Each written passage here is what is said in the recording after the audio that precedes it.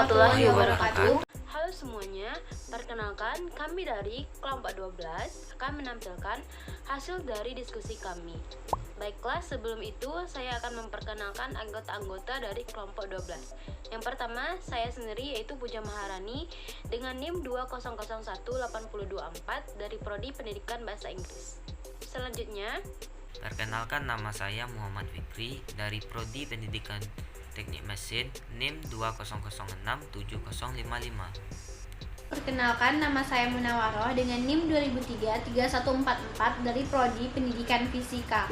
baik, kami akan membahas tentang proses administrasi ketetausahaan sekolah. Yang pertama yaitu tentang pengertian apa itu administrasi ketetausahaan sekolah. Administrasi tata usaha merupakan sebuah proses kegiatan dalam pengelolaan surat menyurat yang diawali dari menghimpun, menerima, mencatat, mengelola, menggandakan, mengirim, dan menyimpan semua bahan keterangan yang diperlukan oleh organisasi. Sedangkan administrasi ketetausahaan sekolah merupakan suatu kegiatan administrasi sekolah yang berkaitan terhadap pengelolaan data, pencatatan, pengumpulan, penyimpanan, surat menyurat, serta pelaporan data di sekolah. Kegiatan yang mendasari suatu administrasi ketetausahaan adalah membantu kepala sekolah, guru, ataupun siswa guna mengurus segala bentuk aspek yang berhubungan dengan administrasi sekolah. Baik, selanjutnya, proses administrasi ketetausahaan akan dijelaskan oleh Munawaroh. Kepada Munawaroh, dipersilahkan. Baiklah, saya akan menjelaskan tentang proses administrasi ketetausahaan.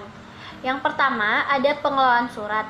Surat dibedakan menjadi 14 jenis, yaitu yang pertama ada surat dinas. Surat dinas merupakan surat penting dari administrasi pemerintah serta pembangunan yang dibuat oleh pemerintah. Yang kedua, ada nota dinas. Nota dinas ini merupakan surat dari atasan ke bawahan tentang pokok persoalan kedinasan. Yang ketiga ada memo. Memo adalah catatan singkat yang diketik atau ditulis tangan dari atasan kepada bawahan mengenai pokok persoalan kedinasan. Selanjutnya ada surat pengantar. Surat ini merupakan surat yang berisikan penjelasan singkat tentang suatu surat ditunjukkan kepada seseorang. Selanjutnya ada surat kawat atau telegram, merupakan surat singkat yang menggunakan kata-kata biasa mengenai hal yang cepat perlu disampaikan atau darurat melalui telegraf. Selanjutnya ada surat keputusan. Surat keputusan merupakan surat yang berisi tentang keputusan yang telah ditetapkan oleh pejabat yang berwenang. Selanjutnya ada surat edaran. Surat ini adalah surat penjelasan mengenai tata cara pelaksanaan peraturan perundang-undangan atau perintah yang ada. Selanjutnya surat undangan. Surat ini adalah surat pemberitahuan kepada seseorang mengenai suatu acara guna untuk dapat menghindari acara pada waktu yang telah ditentukan. Selanjutnya ada surat tugas. Surat tugas adalah surat yang dibuat oleh pejabat mengenai penugasan terhadap seseorang yang telah diperintahkan. Selanjutnya ada surat kuasa. Surat ini adalah surat yang berisikan kewenangan terhadap si penerima kuasa guna untuk melakukan tugas atas nama si pemberi kuasa. Selanjutnya ada surat pengumuman. Surat ini merupakan surat yang berisikan tentang pemberitahuan atau informasi yang disertai dengan pertanggungjawaban atas pernyataan tersebut.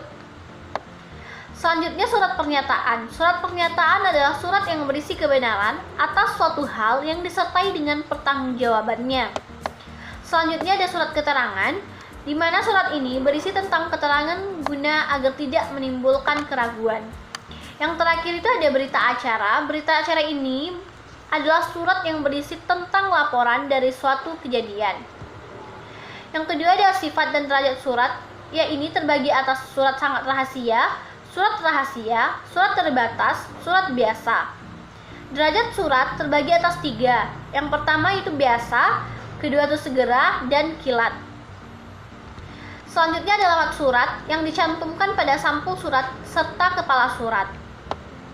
Selanjutnya ada kode surat, yaitu kode jabatan, kode unit, dan kode perihal. Selanjutnya ada penggunaan singkat dalam penandatanganan. Surat ditulis atas nama. Ada cap atau jabatan. Stempel adalah cap yang digunakan oleh jabatan tertentu, sedangkan cap dinas adalah cap yang digunakan oleh setiap pejabat. Yang terakhir ada prosedur pengurusan surat, di mana ada penerima surat, pengirim surat, pencatat surat, pengarah surat, pengolah surat, dan pengelolaan arsip. Selanjutnya saya akan menjelaskan tentang arsip. Arsip di sini adalah naskah yang dibuat dan diterima oleh suatu lembaga negara manapun, baik lembaga negara maupun swasta, dalam bentuk dan corak apapun, baik dalam keadaan tunggal maupun berkelompok. Kegiatan pengelolaan arsip terdiri atas azas penataan, di mana azas penataan ini adalah terdapat 3 azas dalam penataan arsip. Yang pertama, azas sentralisasi, merupakan azas yang dipusatkan dalam satu unit. Yang kedua ada azas desentralisasi, yakni dipusatkan pada unit-unit ada dalam organisasi. Dan yang terakhir ada azas gabungan, adalah azas antara sentralisasi dan desentralisasi.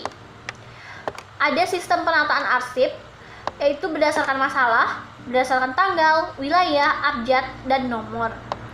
Selanjutnya prosedur penataan arsip, di mana itu terbagi atas meneliti arsip yang akan disimpan, mengelompokkan arsip, meneliti sesuai lampiran, mengklarifikasi arsip, mengindeks arsip dengan cara memberi tanda, dan yang terakhir menyusun arsip sesuai pola penyimpanan. Sekian dari saya kembalikan kepada moderator. Baik, terima kasih kepada Munawaroh. Selanjutnya, tata ruang kantor dan sekolah yang akan dibahas oleh Muhammad Fikri. Kepada Muhammad Fikri dipersilahkan. Baiklah, saya akan menjelaskan poin C, yaitu tata ruang kantor dan sekolah. Menurut Dr. Andus Deliangie mengatakan tata ruang adalah penyusunan alat-alat pada letak yang tepat serta pengaturan kerja yang memberikan kepuasan bekerja bagi karyawannya. Dapat disimpulkan bahwa tata ruang kantor adalah pengaturan dan cara penyusunan suatu perabotan, mesin, dan alat sebagainya di dalam ruangan yang tersedia agar ruangan tersebut tersusun rapi. Kemudian menurut Richard Mutter ada 4 azas tata ruang pada suatu kantor. Keempat azas itu haruslah saling melengkapi agar terciptanya suasana ruang kantor yang rapi dan teratur.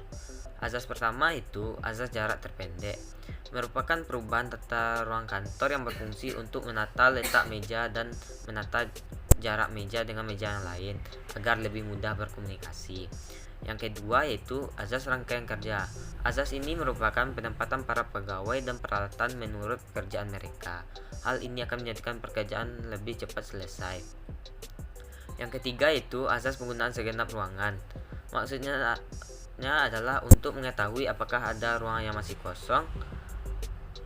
Hal ini berfungsi agar ruangan yang kosong dapat diletakkan seperti tanaman atau hiasan lainnya, agar ruangan semakin nyaman dan asri. Yang keempat itu azas perubahan susunan tempat kerja. Azas ini berfungsi untuk mempermudah dalam kegiatan di kantor jika ada pengembangan baik pada pekerjaan maupun pegawai, tata ruangan dapat diubah dengan mudah.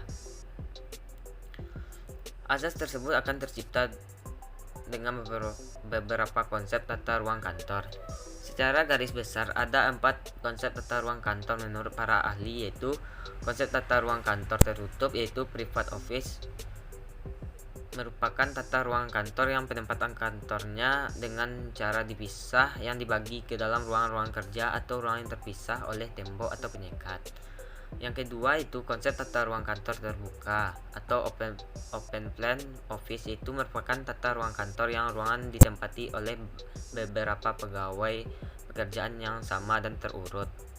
Yang ketiga itu konsep tata ruang kantor berpanorama atau landscape office, yaitu tata ruang kantor yang dihiasi dekorasi taman. Ruangan ini berfungsi agar pekerjanya lebih nyaman dengan pemandangan alam dan dekorasi yang sesuai. Konsep tata ruang kantor bersekat atau terpisah, yaitu tata ruang kantor yang diberi sekat-sekat dengan ukuran bervariatif untuk subbagian para pegawai dengan ruangan yang tertata menurut fungsinya masing-masing. Kemudian, prinsip-prinsip tata ruang kantor. Yang pertama itu pekerjaan lebih lancar jika disusun dalam garis lurus. Yang kedua itu agar bisa mengurangi pemakanan waktu yang banyak, sebaiknya pekerja disusun secara terurut menurut tugasnya masing-masing. Yang ketiga, penyampaian dan melanjutkan surat-surat sebaiknya dilakukan dengan cara bersebelahan agar tidak memakan waktu yang lebih lama. Yang keempat itu meletakkan perlengkapan kantor harus dekat dengan pegawai yang lebih sering menggunakannya. Yang kelima, pekerjaan harus jalan dengan lancar secara terus-menerus. Baiklah, sekian, terima kasih. Saya kembalikan kepada moderator. Baik, terima kasih kepada Muhammad Fikri. Selanjutnya, yang terakhir yaitu saya sendiri yang akan membahas tentang peran guru dalam administrasi ketatausahaan sekolah. Ada 3 peran guru. Yang pertama, terlibat secara langsung atau tidak langsung dalam memberi layanan. Yang kedua, menghimpun, mencatat, mengelola, mengirim, menyimpan, dan menyusun kembali berbagai data agar dapat menunjang penyelenggaraan pendidikan di sekolah. Yang ketiga, mempermudah lembaga sekolah dengan memberikan masukan-masukan yang bersifat inovatif dan kreatif agar pelayanan sekolah lebih baik. Selanjutnya, ada beberapa langkah yang dapat ditempuh untuk mengoptimalkan peran guru dalam data usaha di sekolah. Yang pertama yaitu guru harus patuh melaksanakan tugas yang diberikan dan diamanahkan kepadanya. Yang kedua, guru bersikap terus terang bila menerima pembagian tugas tanggung jawab yang terlalu berat baginya atau bukan di bidangnya. Yang ketiga, guru harus siap sedia memberikan bantuan kepada siapapun itu. Yang keempat, guru harus menyukseskan program sekolah yang ada di sekolah.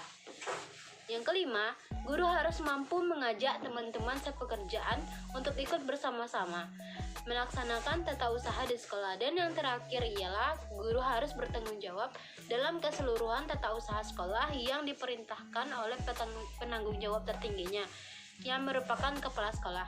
Baiklah, sekian dari kelompok 12. Apabila ada kesalahan kata, mohon dimaafkan. Wabillahi taufiq wal hidayah.